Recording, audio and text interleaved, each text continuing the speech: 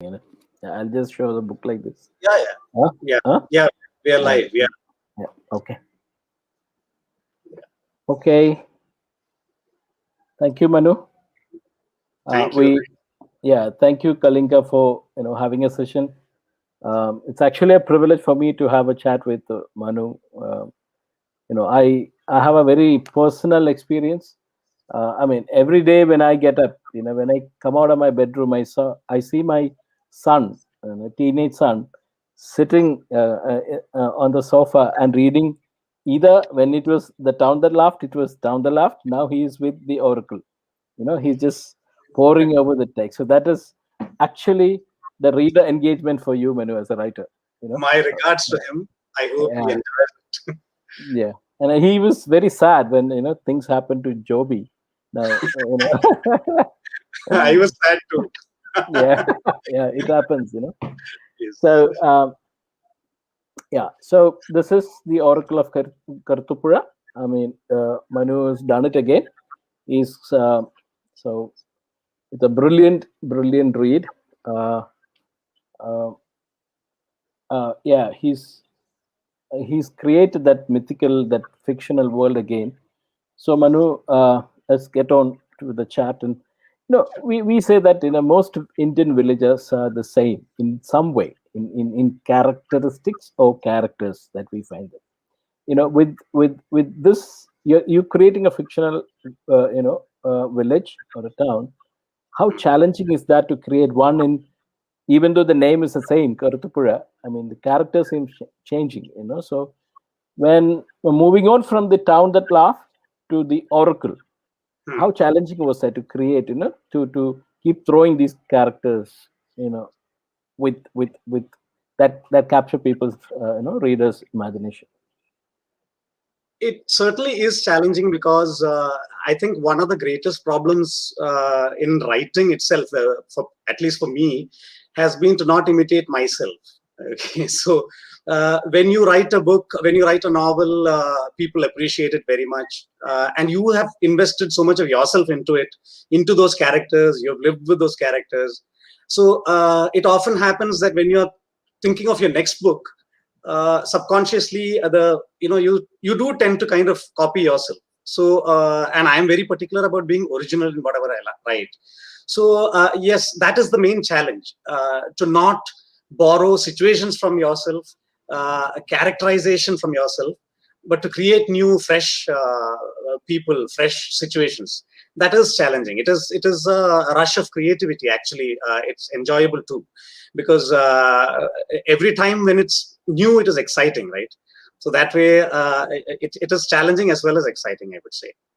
And you've had your schooling in cities, and Yeah. we went back to Kerala for to do your college.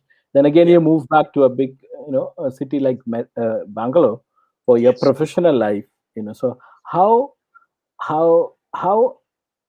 in touch are you, with the character, the rustic characters that you create? Do you go back to the town, or I mean to the village, and see them and feel them, smell them, or it's all the work of imagination? See, I would say that is where I've been fortunate. I am aptly removed from them. It's not as if I'm constantly in touch. So these characters, those settings do not become mundane ever. They become more like an escape to me.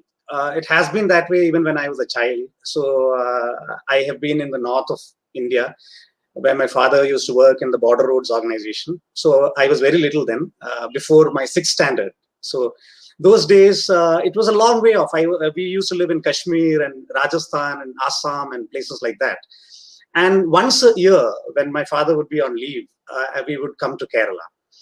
So the place and the people would be all the more attractive to me, because I'm on a holiday. I'm out of school, no more homework, nothing. So it used to lend a kind of dreamy aura to the whole thing, to the whole experience of coming to Kerala. So I think that stayed with me. Many people, for instance, ask me, people assume that I am a hardcore Keralite and I must be knowing a lot about Kerala. So I'm glad to say that I am sufficiently removed from it to still give myself a dreamlike pleasure at, thinking of it. So there's a mist of memories and stuff through which I had to reach out in order to kind of feel that those settings and those characters. Which is why I have also not been able to move to the city in my writings so far. That is on my agenda too, and I sometimes think of my immediate life around me and my present day. But somehow it is more. Let's put it this way: it's more difficult for me to bring beauty to my to the city, because it's probably because it's my routine. Whereas when I go back to the those days when I was in Kerala and those occasional visits even now, there is that fairy tale aura around it. There are two things in this. What I take is one, you need distance from this Yes. subject that you write. I mean, it is often said in writing. Yeah. If you look at all the novels or the fiction about exile, or you Yeah. write about home when you're away from home. So you Absolutely. need that distance. Probably that distance is working with you. Yes. The point number two is, we often say that when we talk about cities have a dark underbelly. you know Cities can be strange and quite intimidating, quite a different character in the night. Or but in villages we also have this good humored evil. Mm. The Right. character, yeah, I mean the Yes. characters in the oracle, or in the town, that for that matter, have this. They're good, but they have Yes. that good humored, good hearted evil in them. Can you just Yes. talk about a few of them from town, a few from the oracle, the good humored evil characters that you. They're not harmful, but they all carry. Some will be jealous. Some would be that little is Yes. the Yes. element of evil in them, but good humored or good hearted evil. Absolutely. See, I think I feel when if you go down to characterization, if you go deeper than a certain level in terms of thinking about people, people do more or less become similar everywhere, right? But still, having said that, I mean, whether they're in the city or in the villages, beyond a certain depth, when you have dug the ground, you get water. So it's like that. But even so, I feel in cities there's a lot of cloud over that level. There's a lot of things happening over that level. City life is busy. There's too much of noise. And like you said, there are dark underbellies, poverty, this, that. But when you go to a village setting, the whole place is far simpler. And it's easier to kind of dive in, and you see people more clearly. And then, yes, you're right. You also see a certain innocence among people. But I do believe people are like that more or less everywhere. If you choose to really get to understand them, uh, it is usually impulses and sudden turns of situation that turns them into really the darker evil kind of people. Those who commit murders versus those who are simply jealous of their neighbors. That can happen in villages also. But the advantage of setting a story in a village, I feel, is that there is more clarity there due to less din, due to less noise, due to more beauty in terms of nature and stuff around you. You are able to more easily get into the minds of people. And then, of course, it is about choosing what you want to explore. The murderousness and the real evil also I would like to explore someday. So I've just begun. So maybe in another novel or two, I'll get down to the real terrible crimes and terrible badness in people as well. It is definitely an ambition. I don't think that is the difference between rural and urban lifestyle. It's Yeah. there everywhere, right? I mean, the Yes, basic human emotions are the same, but absolutely. what I trying to, I mean, yeah, I mean, but Manu, if you go to a village, you have most of the villages will have a prostitute, will Yes, have an oracle, will have absolutely. a blacksmith. I mean, Yes, these are the common. There are many. I mean, I just yes, named a yes. few. Yeah. But when you base a story repeatedly, I mean, one book, one novel after the other. Hmm. Um, I mean, we touched upon this topic earlier. How challenging is that for you as a writer to be different? I mean, Yes, the basic danger of this, I feel, is that you will end up creating a small world situation for yourself. This guy knows that guy knows that guy, and finally, 3 novels down the line, the reader also knows everybody, and then you have created a setting where you're kind of trapped within what you do. So, but in reality, even if you go to a small town, you don't really know everybody. You don't really. Reality is not that everyone knows everyone really. From one end of the small town to the other end, there are many families, there are many people, so it's really an endless canvas if you look at it. But the challenge basically is to not create that impression where you run into the same guy over and over again. You run into a Pachu Yeman again. So I try to, whenever I do run into somebody, I try to keep it very casual. If I have, for instance, examined somebody in detail in one novel, and in the other novel, if he appears, then I will take care not to again explore him beyond a certain depth. I will try to make him just pass by, so that the reader doesn't get the feeling of being inside a very small canvas. Yeah. So that I feel bringing variety is a challenge, certainly, which is if you are not careful about it.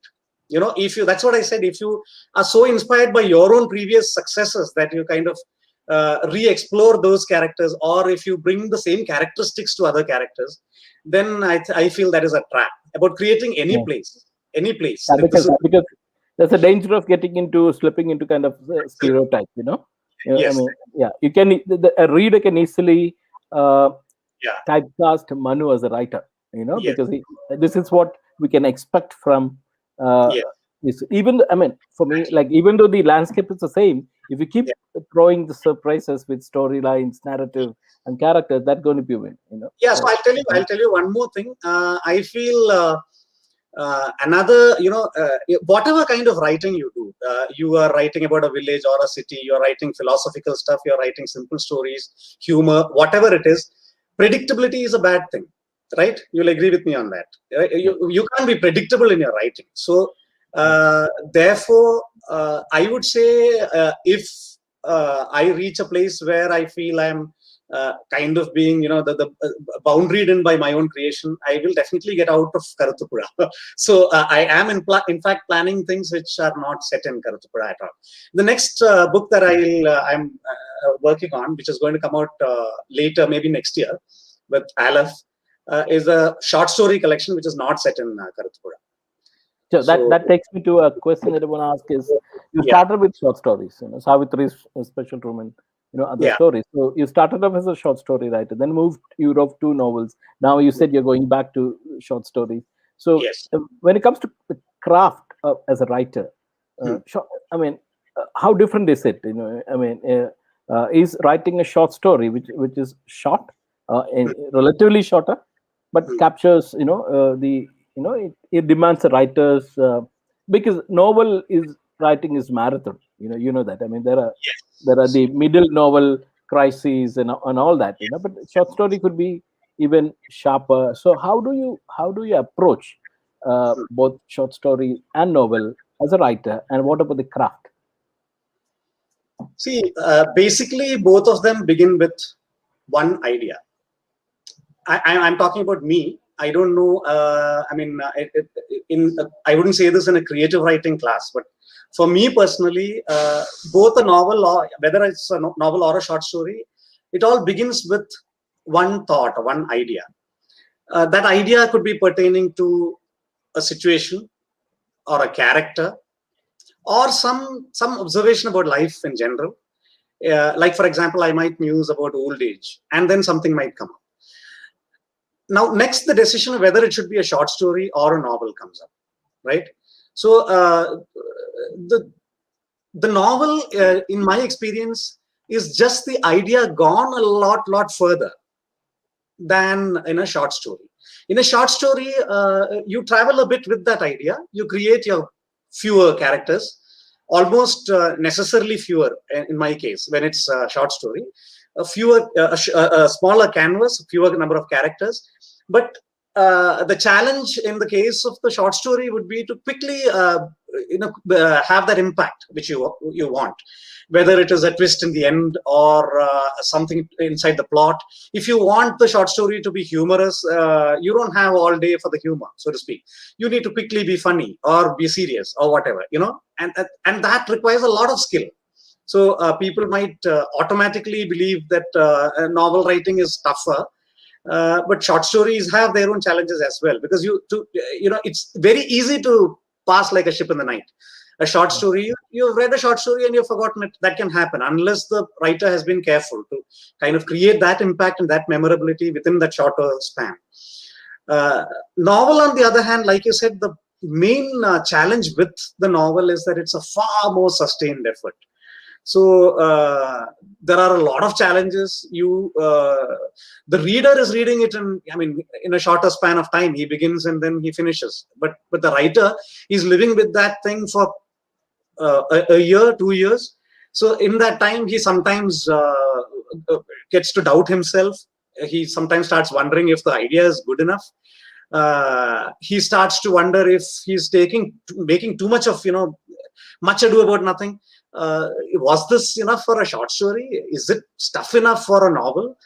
And then, the mid-novel crisis, like you put it, also happens, where halfway you did not write for a few weeks. You took a vaccination and you had side effects, so you did not write. So, and then you never pick up again, for some time, and time just goes by. And then you start wondering, oh my God, now to start again, I have to read from the beginning. So the sustaining of the effort is far more difficult in a novel. Yes. Now, flexing your muscle, your creative muscle between a novel and a short story is, to me, a very, very pleasurable activity. I love to because I've written 2 novels now. Deliberately I've gone back to short stories, which I had started off with. After the short stories, I would love it if I can go to a novel again. So swinging between these two is a very I love doing that. But then, yes, it has its own challenges. Let's see. Both you and I tell us of these small town stories. Yes. I grew up in a village, and my Facebook was about short. Yes. Rustic boys. But let's talk about the magic realism element in small town stories. We say when we read Latin American novels, we say, wow. We read Marquez or Valona, whoever it is, we say that. But I strongly believe there are this magical magic realism element in our villages, in the story that in Karuthupuzha there are I've seen streaks of magic realism in it. So how do you bring about that exaggeration in the character, that turn of surrealism in an event? How do you do that? Can you just explain that kind of a process? Firstly, I don't bring it about for the sake of bringing a technique into it. Yeah.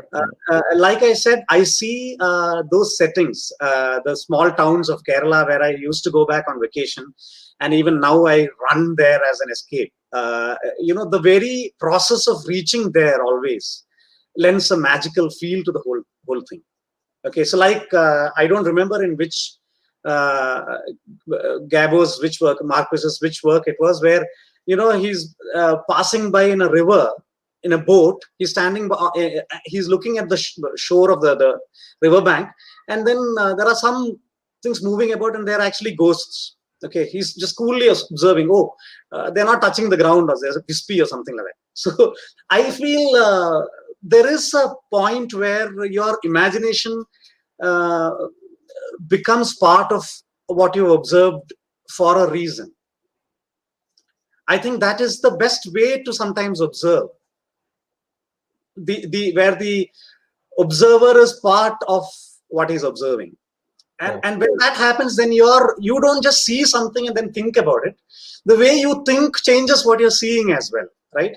That sweet illusion can lend itself to magical realism very often. So I have, for example, a cloud that is passing by Karuthupuzha on top, but then somebody is fighting down below, so the cloud just lingers for a moment, to see what's happening. So I don't know if that is I don't know if that is in Marcus's style, if that is magical realism in that sense. It's more like everything and everybody in Karuthupuzha is alive.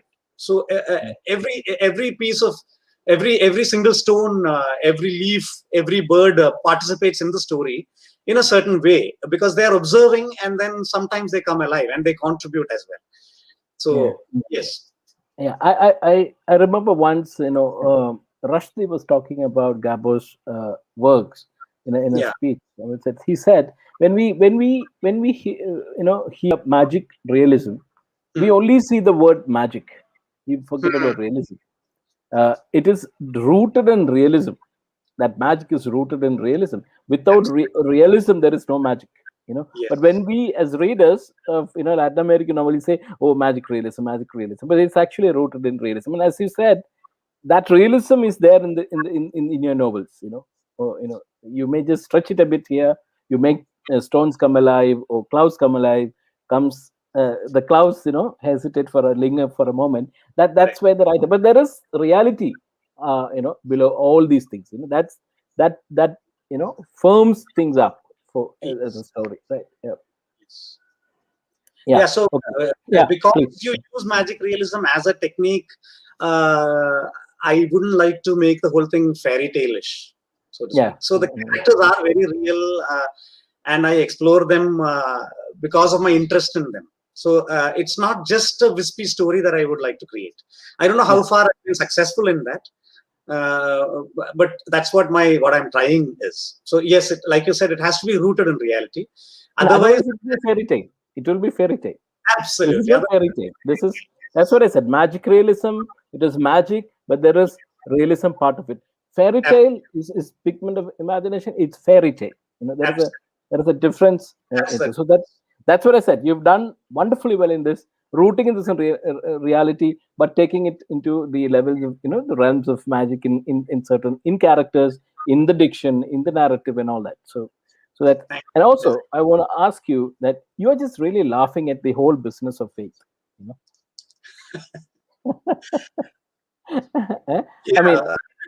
I mean, it's actually possession. Sarasu's getting possessed, and his father is trying to there is an opportunity here to make some quick buck, and that is actually the business of faith. And can you talk about yes, I'd love to. See, I have nothing against faith, faith of any kind, whether it is religious faith, or scientists' faith in logic and reasoning, or anything at all. It's good to believe in something, and I'm not trying to preach otherwise here either. But this novel, when I was thinking of the Oracle, the starting idea, like I said, that I always have an idea that I begin with. The beginning idea in this case was what I have been telling people, those who ask me about it, what I've been putting to them as the arbitrariness of faith. We human beings, I'm more amused by the faithful than by faith itself. The people who believe so arbitrarily. They've just alighted, they've just come to a certain theory, whether it's ideology or whatever. The degree to which they believe in it is not proportionate to the difficulty with which they arrived at it. They have arrived at it rather easily, and after that they will die for it. The intensity comes later, whatever it is. Whether even a scientist, if you see, many people I see today don't talk about science. Don't talk about science like that. You don't know what science is. So that intensity is like, I own science. I am a believer in science and I own it. Don't even touch it. Now, the way he would have become a scientist, so this makes people very stiff and very unchangeable. So I have always taken pleasure in believing that people can change. So, for example, there is a story called The Rationalist in Savitri, where the husband and the wife, interchange their ideologies towards the end of the short story, where one was very logical and the other was very religious, and it becomes the other way around towards the end. So, arbitrariness of faith is something that has always amused me, honestly. Even for religion, you ask a question about the religion, they don't know the answer. So I'm not saying everybody should be pedantic, but you're supposed to be curious at least. But you're not even curious. You're not even trying to find true meaning in those great works which you follow, the religious texts which you presumably are, have dedicated your lives to. You don't know those things. You don't even interpret them correctly, or you're not even, forget all that, you're not even curious. But you're intense. You're very intense. So that Manu, is please. Yeah, that's it. No, Manu, are we afraid of being curious these days? We are afraid of what we might discover. And if we are curious, we might discover something that might threaten to change us, that might threaten to change our stand in something. And that might, God forbid, change the way we talk about ourselves and about what we believe in.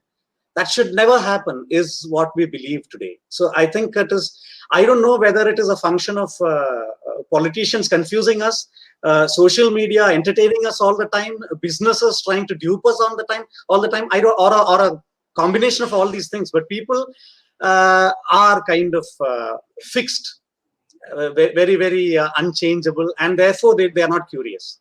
See, if you're too stubborn in what you believe, you will certainly not be curious, right? Curious is if you're okay with having to change your opinion. If you're not okay with that, then what's the point of curiosity?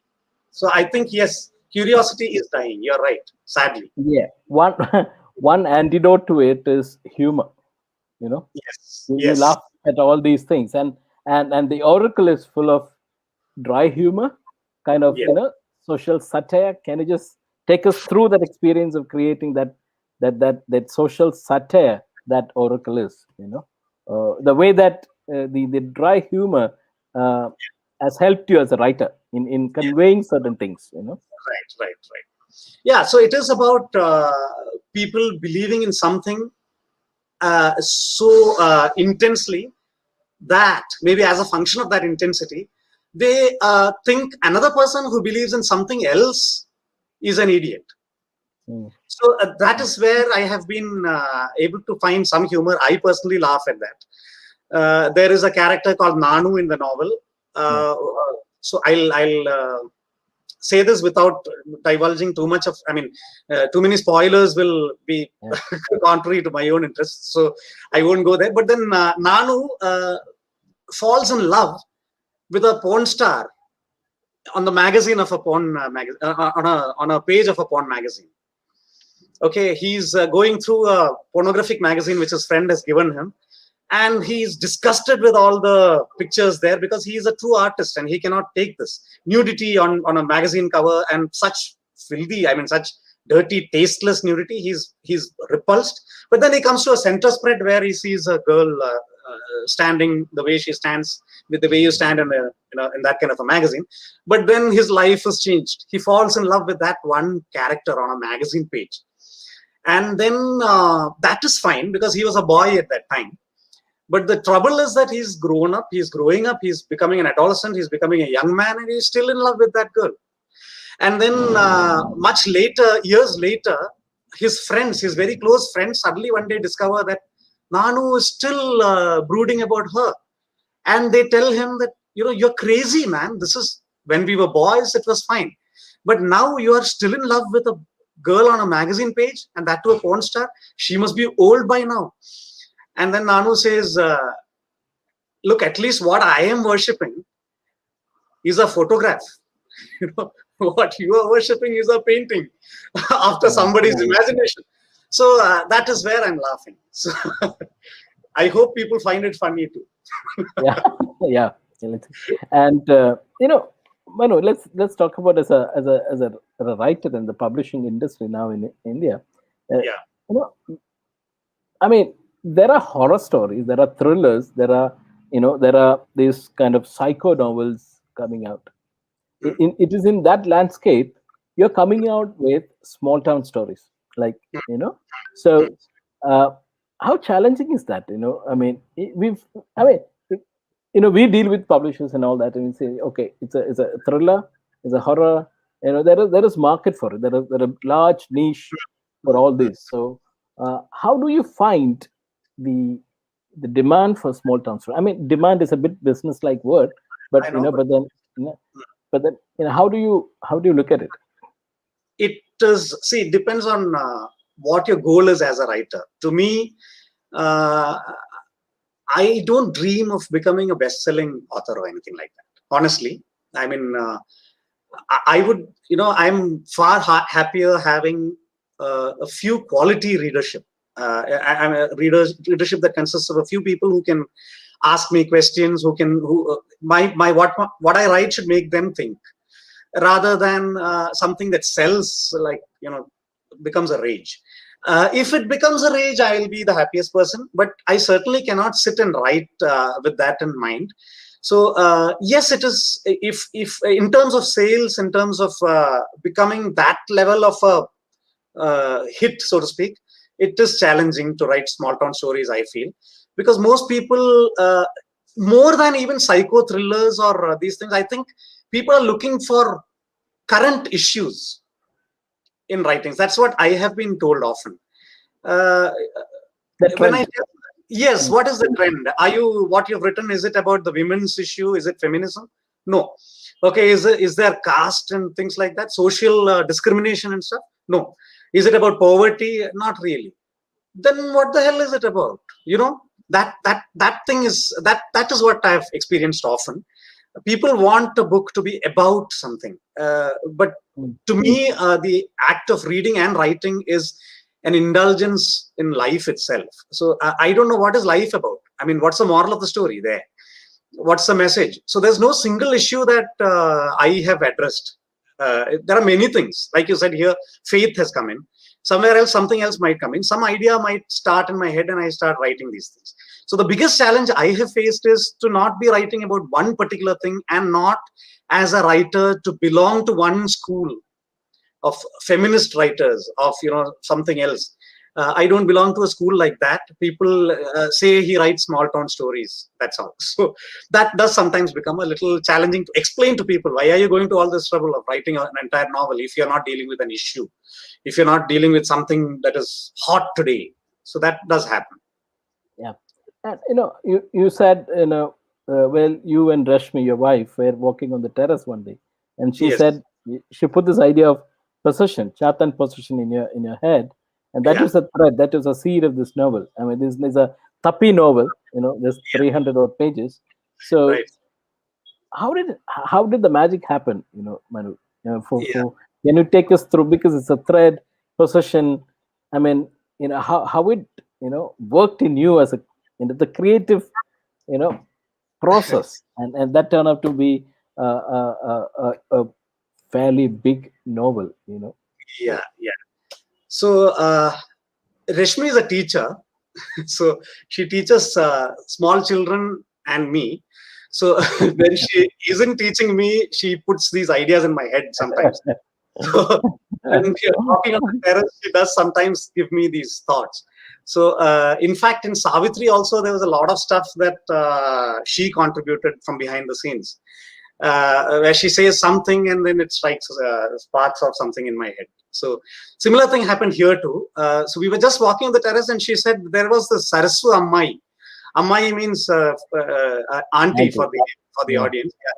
So Aunt Sarasu in our village, who was an old woman, but she used to get these sudden fits, right? Epileptic fits, but then you can't say that it's not epilepsy. She's blessed.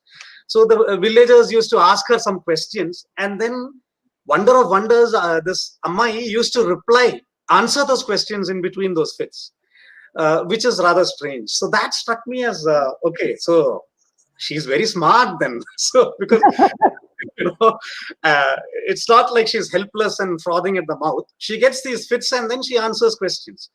And then people would slowly bring her grains and fruit, and if not anything else, some money and stuff like that. So then that epilepsy was serving her very well. So all this I was thinking. So Rashmi just said this much, that Ma used to answer questions while she was going through this during an attack. So that sounded very amusing to me. But then when I came back, and few days later, I think, I was in the shower and I was thinking, Sarasu Ammai, okay, now she's like that. Now what when she was young? What if she was, say, 20 years old? What would have happened at that time? Did she already have, I should ask Rishmi this. At that time, did she have fits? Was this always there? Was this how Sarasu Ammai lived her life? I mean, earning out of this? Did the person who married her think, okay, this is a nice asset to have? I mean, she's going to get fits and I'll get money. Is that what happened? And then I decided not to ask her because you have to be removed. So I didn't want more facts. I thought this is nice, and I switched on my comp and I said, it just came out like that. Sarasu was just 14 years old when she was possessed for the first time by Chatan, the demon god. So the 20 years became 14 years without any thinking. It just came out like that. And then I left it like that. Honestly, after that, I didn't know where to go from there. But then I often my if there is any process to my writing, it is this. I wrote that sentence down and then I left it. Then I came back a few days later and I wrote one full chapter. That happened in the case of The Town That Laughed Too. The first chapter I just wrote. So similarly in this case also, I just wrote the chapter. Then I after I write, I usually leave it alone for a few days so that I can read it again, and then once I'm removed enough, I can read again and find out if it is trash or if it's worth something. So 3-4 days later, I came back and read it, and I thought, this is okay. I think I should develop this. And I hadn't even honestly decided whether it should be a short story or a novel. But then I started writing again. The second chapter came out. Till then, I had not worked on a plot as such. Where this is going. This is what I wanted. I just want to butt in and ask you. Sure. What is your thing? Do you have an outline? This is for the audience sake, who wants, I mean, if anyone wants to, get a hang of a creative process. Sure. Do you have a outline? Then you work on it, or just write and then this happens? In my case, what I found is the less outline I have, the better it turns out when I write. If I have, very often it's happened, when I have the entire, in the case of short stories, especially when I know how it's going to end, I want to write about this character. I want to write about this incident. I know where it began and I know what happened, and then I know how it ended. Then it doesn't flow as well, sometimes. And sometimes many of the short stories I've trashed like that, where halfway I find this is very boring. One more thing I would say as a tip for if somebody wants to be writers, please don't mind trashing your own stories. As many as possible. You should killing your darlings. Yes. Please kill all the darlings, because so that the darling of darlings comes out. So so I just delete files because they're boring.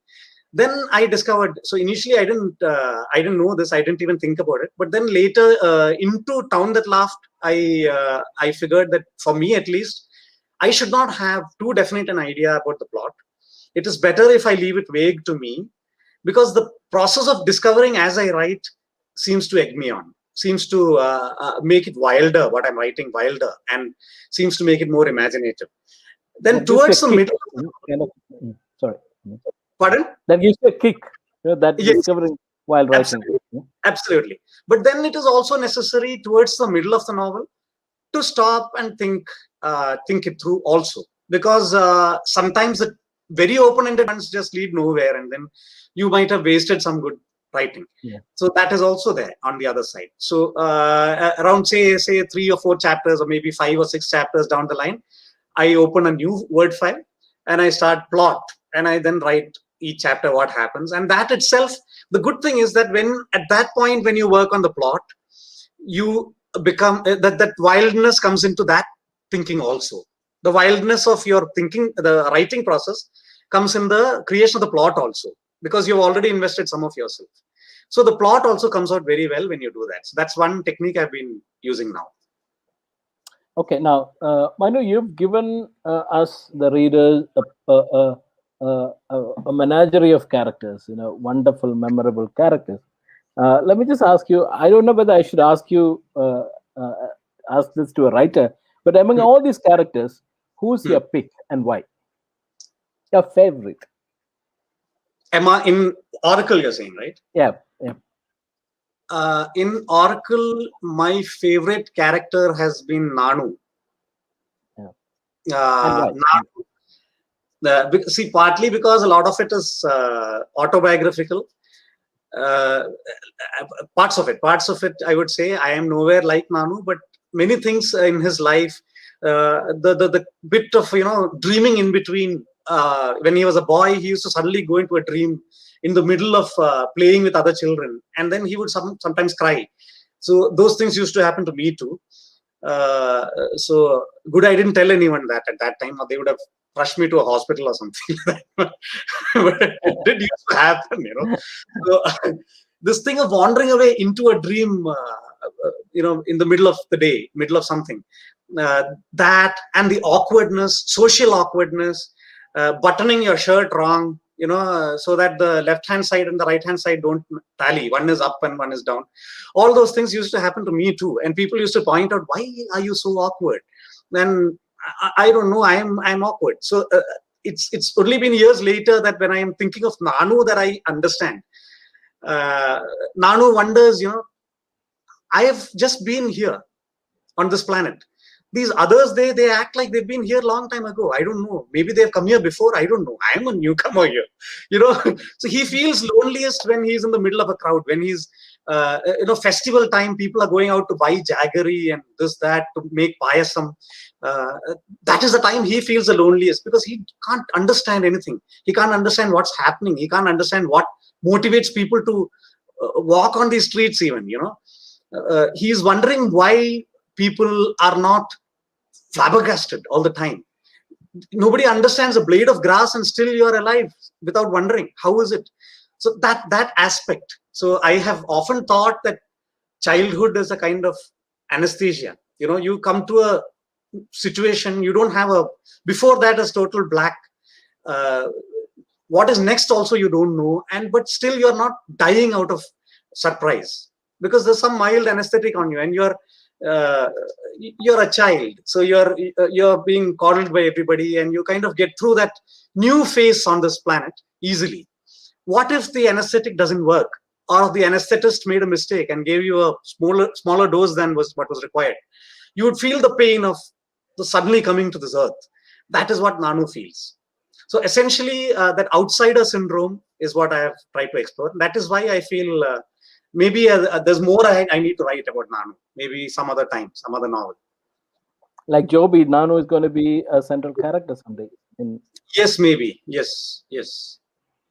Okay, now, Manu, I really want to thank you for this wonderful work, a wonderful novel. And I urge, this is not a plug, it's an honor urge for people to pick up this novel and read. It's a wonderful, wonderful take of the, I've read reviews where, I have to ask this, Manu. Right. What about Swami and Friends and Malgudi Days, of RK? And, people have, drawn parallels between these two and the writer. So how do you take that? It's a huge burden to be compared with RK.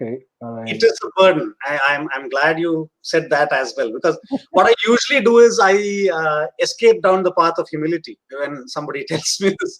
But then I really don't know.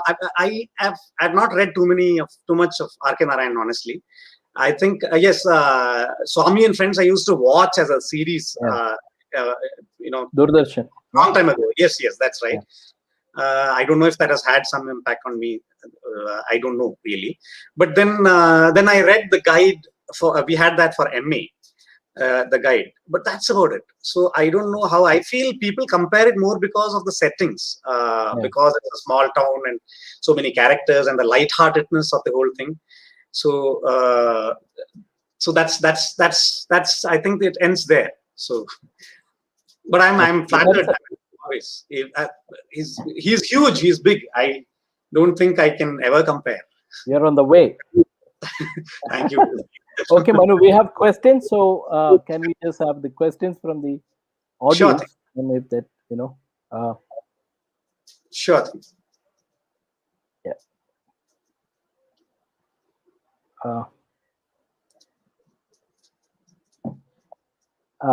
Can you see that? Yes, I can. Manu? Aditya Bharat. Right. Will you read it out? Yeah, how real life events influence both of your writings, and but I leave it to Manu because this is he has the answer. No, I mean, it's a open thing. You can, if you have a point. But Yeah. in my case, the real life events, I am influenced only by real life events in my writings. I do read plenty, but see, I think readers often make the mistake of confusing pedantic scholars with writers. I am not a scholar. I'm not too. I don't read that much either. So it's usually my inspiration comes from life itself. Like I said, my village, my background is my history is what I draw from. What about you, Sabin?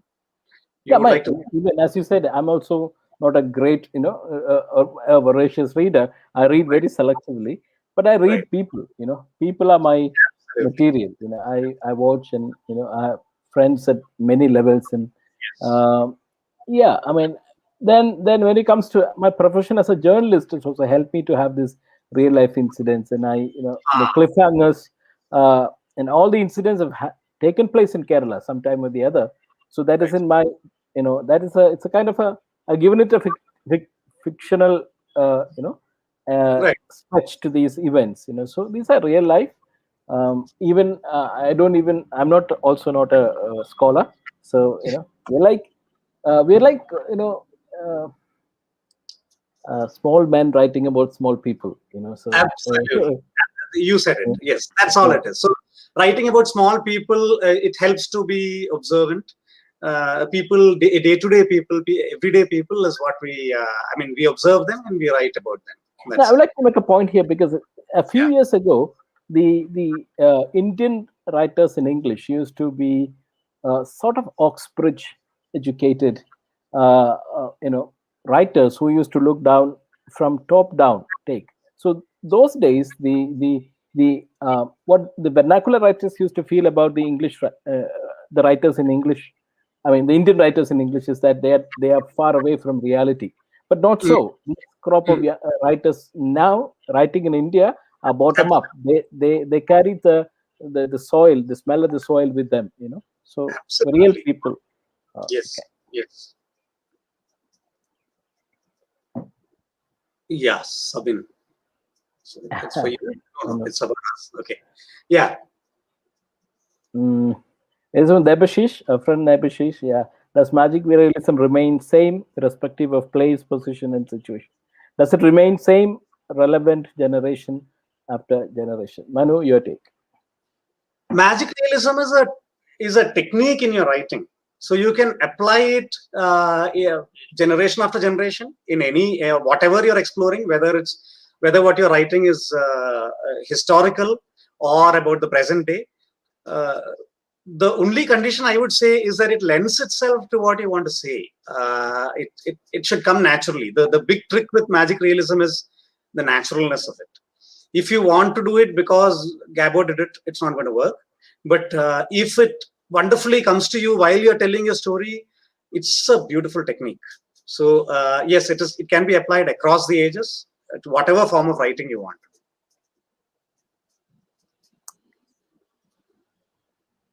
Yeah, Geeta. Yeah. Okay.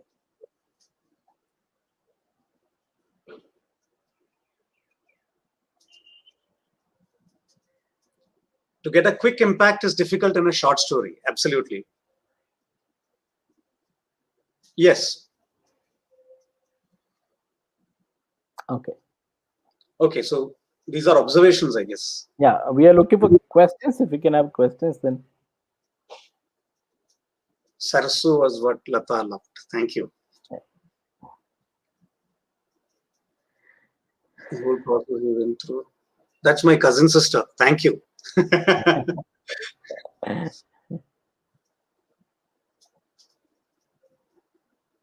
right. Okay, great. Are the characters telling their own stories, and does the writer have any much influence on them? Right. That's a question. Yeah. So when you create a character, Aditya, I think how I read your question is that what you are asking is basically if the characters sometimes go out of hand and then they just take over and they dictate what you should write. Absolutely, I think in ideal writing that's what should happen. You create a character and then the character creates a story. So that's the highest. I mean, I don't know if people like me have been able to achieve that. But I think in writing, that should be the goal, where the pen picks itself up and moves the hand along. So it should be that spontaneous. The character should take over. For example, if you see Dostoevsky's writings, that is what happens. There is a philosophical undertone throughout. It's psychologically accurate, and yet the characters move spontaneously without contriving on the author's part. So that's ideal, yes.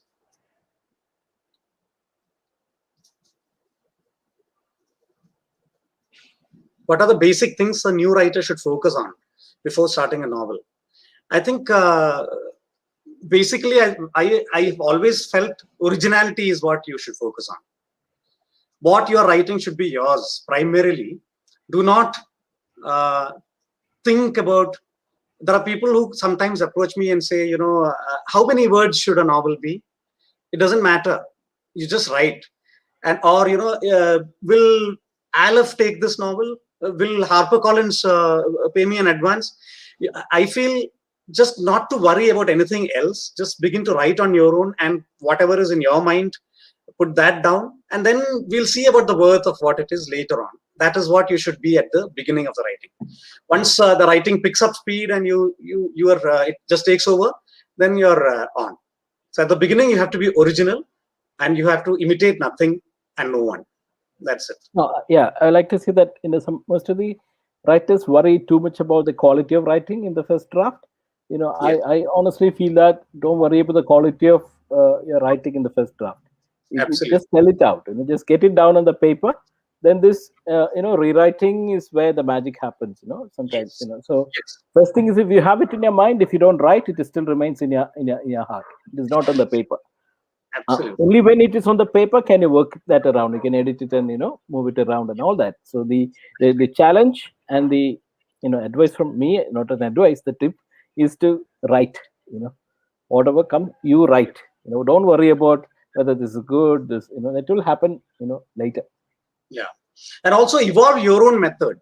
Don't go by English method and somebody else's method. Just do your thing. You like to write in the mornings, write in the mornings. Right? Evenings are fine. Do that. It's your own. Yeah. Thank you, Lata. Anything else? Any other questions? A question to both of you. What do you find most intriguing about human nature? How do you attempt to bring it out through writing? Okay, again, it's to both of us. Aditya, thank you.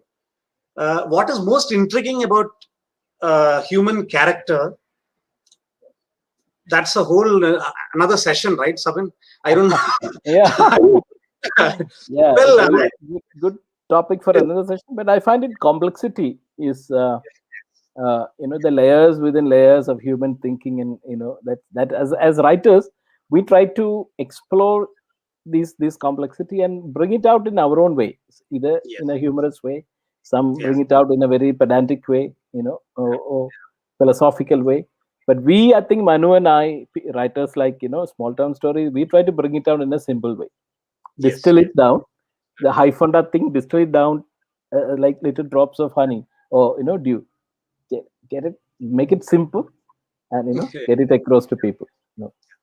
The never-ending space to explore, I think, is truly intriguing in human nature. It never ends. You never completely understand a person. You can finish a novel, yes, but you never fully read a person. Yes, that's the most intriguing part. What are the reasons you're attached to your ancestral village? For me, it is maybe the fact that I don't live there. Honestly, like I said, I go there only once in a while, and that keeps the freshness of the place alive to me. City is where I stay, and therefore the crowd and the noise sometimes gets the better of me. I feel a routine becomes a bit it starts to smell of sweat. But when I go to native village or any village for that matter, it's fresher, more quiet, more peaceful, and that is what I feel attracted towards. Yeah. Thank you, Syed.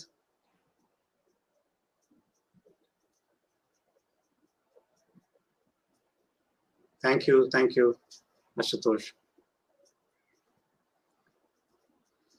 Okay, so I think we have only a few more minutes. So if there are questions, we can shoot. Otherwise, we can wind up.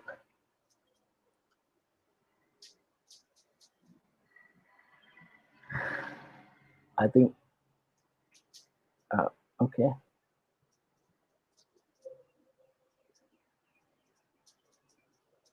Any more questions? Please feel free. I'm an engineer who's your father's classmate. Hi, uncle. I never knew that writing short stories and novels is more intricate than engineering. I think it's lovely that you should say that, but I don't know in terms of intricacy what is more intricate. The book I'm reading right now is about Schrodinger's cat. It's about quantum physics. So I don't think it gets more intricate. I'm not a scholar. That's a book for lay people, okay, like me and you. But I would say intricacy is a topic which can be applied anywhere. It just depends on the extent to which you're thinking. I mean, if you take a tomato and analyze it beyond a certain depth, it becomes extraordinarily intricate. So yes, writing is intricate. Engineering is intricate too. I think both of them demand creativity equally. True. Yeah. Yeah. How well are you connected with? Honestly, ashamed to say this, I'm not connected with them much. I am more connected to my relatives, of course, but I don't know too many people there anymore. The others, I mean, non-relatives. But my memories are there, very much alive. The kind of people, the toddy tappers who used to run up a tree the way you run down a tree. Those people. And then, people who used to jump into lakes and rivers from such heights. People who used to get drunk and then, say things which they wouldn't have otherwise said in terms of depth. People who turn philosophers after drinking. I remember those people, but sad to say, I'm not connected with. I'm not in touch with any of them now. Does that distance help you as a writer? It does also in a way. That's what. So it lends a certain romance to everything. Yeah. I remember reading while I was studying, romance is removal in space and time. Yeah. Romance means a certain removal in space and time, in distance in all dimensions. So that distance does bring about a certain romance when you sit down to write. Definitely. Okay. Yeah. Maybe it's a different caliber. It's a different kind of talent that allows you to write about everyday stuff. I admire that. I will attempt that also someday. But as of now, it is this romance which keeps me going. Yeah. Thank you, Aditya. Thank you for listening to us. Yeah. Any other questions? Feel free, shoot. No more comments. Questions about yeah. So when we'll wind up, what are you writing now? I am working on a novel now. There's a short story collection that is waiting to be published. So once the edits come in, I'll have to work on that. But before that, I've started on another novel, which is set in a village that is really remote. So I have not moved from Karuthupuzha to a city. I have moved further in terms of remoteness. It's set in a village that is so remote that it feels like a different universe. Okay. So it's a novel like that. Up north, India? No, it is. It's in South India, but then I'm trying to keep it. It could be anywhere, right? So it's totally mythical. The place is a wisp. So that gives me total freedom to do whatever I want.